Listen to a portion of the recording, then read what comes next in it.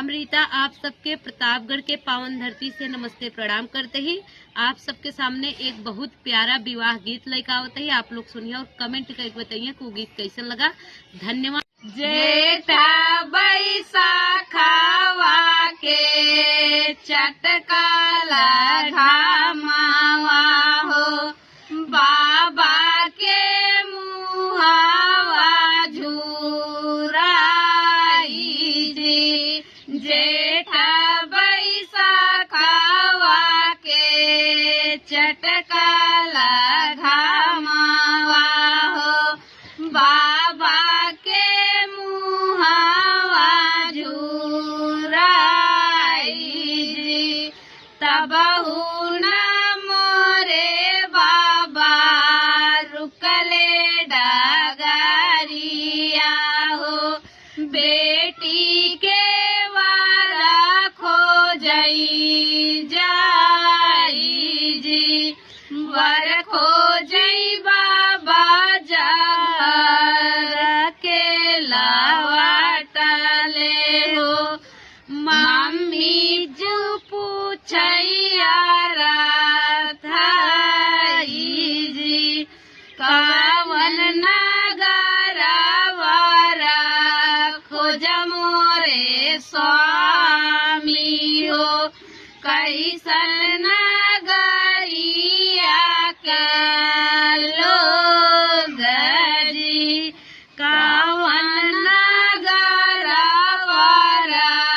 खोज मोरे स्वामी हो, कैसे नगरिया के लोग जी।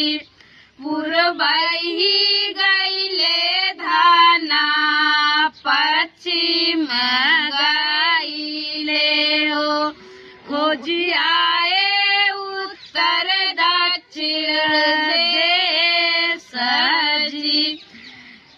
यही रे नगरिया के सावारा लोगवा हो, सबही जमा थे दाहेज जी। यही रे नगरिया के सावारा लोगवा हो, सबही जमा थे दाहे। इतनी वचना जबा सुनले रानिया हो, ओनहु के जिया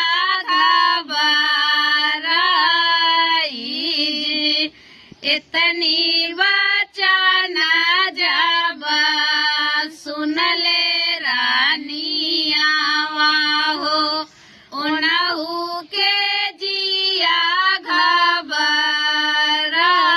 घबराई।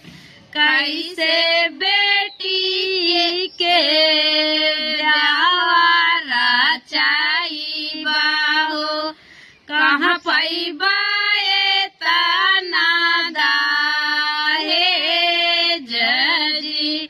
कैसे बेटी के ब्याहरा चाइबा हो, कहाँ पैबा तना दाहेज जी। इतनी वचना सुनी स्वामी समझावई हो, कहे भैलू धना उदास जी। इतनी वचना सुनी स्वामी समझावई हो, कहे भैलू धना तू दास जी। जेठा बैसाखवा के चटका